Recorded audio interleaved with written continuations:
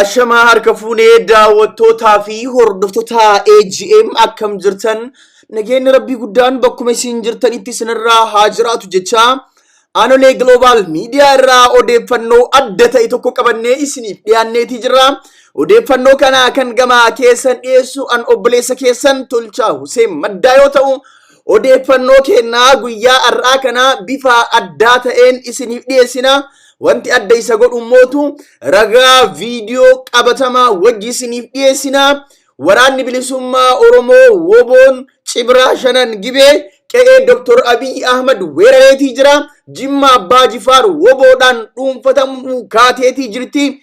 Kinootii waraanni bilisummaa Oromoo Jimma Abbaa Jifaar keessatti guyyaa adiidhaan magaalaa keessatti mana barnootaa keessatti waraana isaa eebbisiiseetii jira. Waraana isaa eebbisiise kanallee konkolaataan fe'ee magaalaa keessas bobbaaseetii jira. Kana jechuun Jimma to'annaa waraana bilisummaa Oromoo jala galuudhaaf kalooyteetii jirti jechuudha. Akkuma beekamu arma dura Jimma keessatti woboo to'annoo fi jala galchuun waan yaadamus hin turre. Amma Jimma woboo to'annoo fi jala galchuu deemti. Uummanni Jimmaaf woboon wal fudhataa waan jiru fakkaata. Abiy Ahmad kanaan immootu akka malee cinqameetii jira. Biltsiginnaan kanaan akka malee rakkataatii jirti. Mee viidiyoo waraanni bilisummaa Oromoo Jimma keessatti loltoota isaa leenjisee eebbisiise haasawa hooggantoota waraana bilisummaa Oromoo naannichaa qabatamaan viidiyoo waliin isinitti dhiyeessina. Viidiyoo kwaalitii fi sagalee bareedaan waraabame kana dhaggeeffadha. Adeemsa Jimma keessatti deemaa jirus ilaalaan affeerraa kennam. Kaadhimamtoonnis bakkuma jirtanii kaatanii yaadannoo wareegamtoota jechuudha.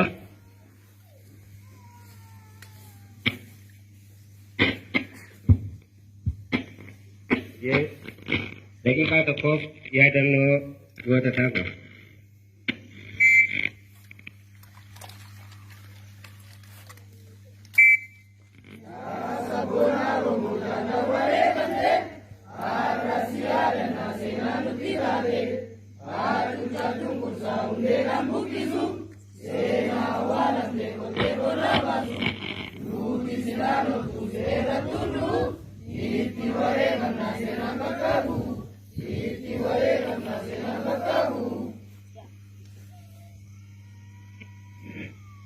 Negar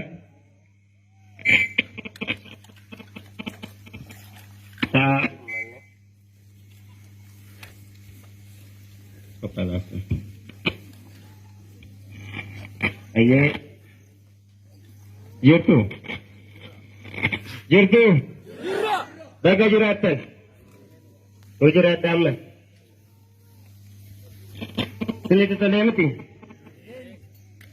egaa isinis warri ilmaan hortanii bifa haaraa kanaan akka kanatti oomishamtee yeroo isiniif dhiyaattu nullee nu gammachiisa, isinillee ni gammachiisa. Barri 2021 ka gammachuu ka hinjifannoo nuuf haa ta'u isiniin jedha.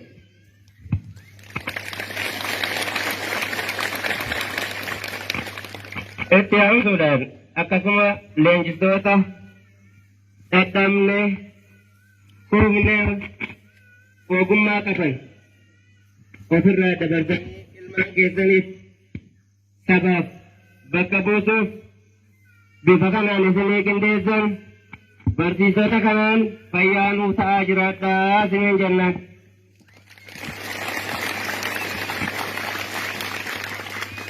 Nullee waan nuti tolu qaba. Birraa darbee bifa akkamii fi maal keessa dabarree gaafa uummanni iyyaa akka diinaatti ilaalaa turetu darbe har'ammoo bifa kanaan guyyaa gaafa walitti yaa'ee wal argee tokko ta'uu isaatii fi waraanni kun ijoollee keenya ilmaan keenya nama nuuf dhaabbate jettanii itti amantanii wajjin hirmaachuu keessaniif baga gammaddan baga gammanne isiniin jedha. Egaa itti aansuun jaala kabajaan qabaa Oqaamiti jaala sanan asinitti isinii affeera jaal dhiiqii gara sanatti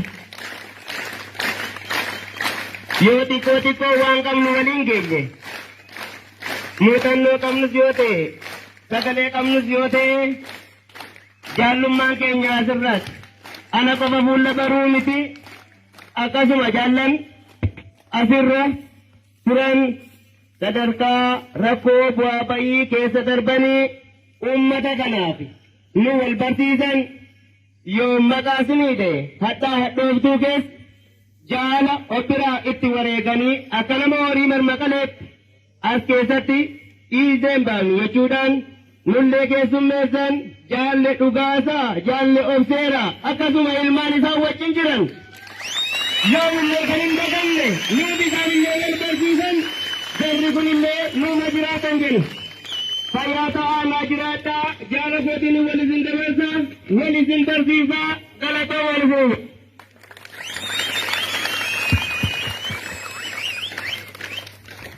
Fada kabajamtoota uummata Oromoo bal'aa bakka kanatti qaamaan argamtanii eebba miseensota waraana bilisummaa Oromoo kallattiidhaan hordofaa jirtan uummata Oromoo karaa adda addaa sagantaa kana irraa qooda fudhachaa jirtan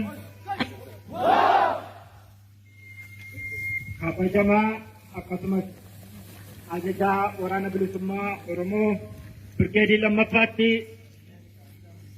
ajajaa Abbaa Cibraa Waamaa Qaxqaxoo Jaal Guutuu kabajamtoota miseensota gameeyyii waraana bilisummaa Oromoo eebba ilmaan Oromoo kanarratti gurmuu isaanitti dabalamuu irratti hirmaachuu dhuftan akkasumas kabajamtoota uummata Oromoo maraaf baga guyyaa irraa geessanii isiniin jedha.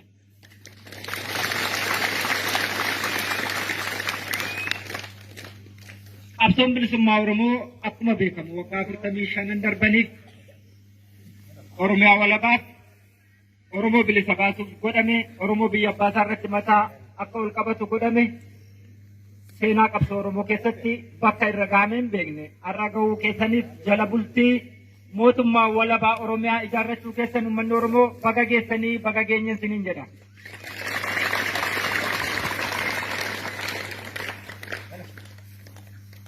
Yeroo waggoota muraasumallee darba waggoota 4 dura gammoojjii Oromiyaa keessatti illee ilmaan leenjifachuun diinatti ulfaatee gammoojjii biyya hambaa Eertiraa fi Keeniyaa keessatti waraana leenjisuuf biyya kan seensisu addi bilisummaa Oromoo har'a wareegama jaallan qaqqaaliin baasaniin xurree dhiigaa lafeen isaan saaqaniin galma mootummaa garboonfataa jalatti magaala keessatti waraana leenjifnee eebbisuu danda'uun Oromootiif boqonnaa haaraadha. Baga gammaddanii baga gammanni isiniin jedha.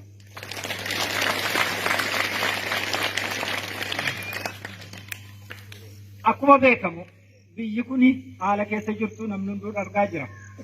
Gaanfi Afrikaa Itoophiyaa irra darbee gaanfi Afrikaa dirree waraanaa yeroo ta'aa jiru kana keessatti waraanni bilisummaa Oromoo dammaqinsaan wareegama kaleessa baasu wal'aansoo diina wajjin itti jiru daraan dammaqee ilaaluudhaan bakkattiyyuu namnu yeroo qawweetti amanee biyya jiguuf deemtu kan ofirraa dhiibaa jiru waraanni bilisummaa Oromoo qabsoo bilisummaa Oromoo hoogganaa jiru abaa'oo woboon baddaa gammoojjii magaalaa baadiyaa kaaba kibba giddu galeessa toon jedhin boobaa diinaa jalatti ilmaan Oromoo gootota qaqqaalii gara kuteeyyii saba isaaniif falmuu danda'an ga'umsatti horee leenjisee diina irratti bobbaasuun bakkayyuu cabsaa waan jiruuf baga guyyaa kana geessanii isiniin jedha.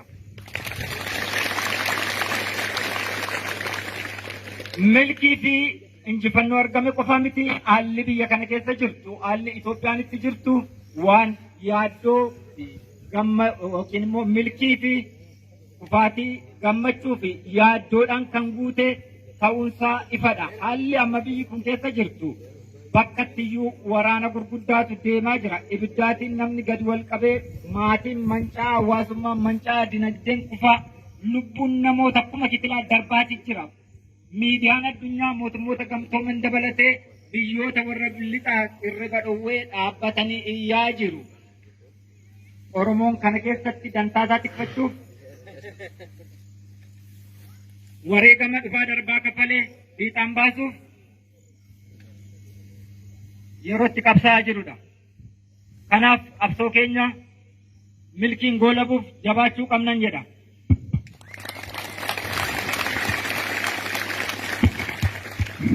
Ayyee maalin geggeessitu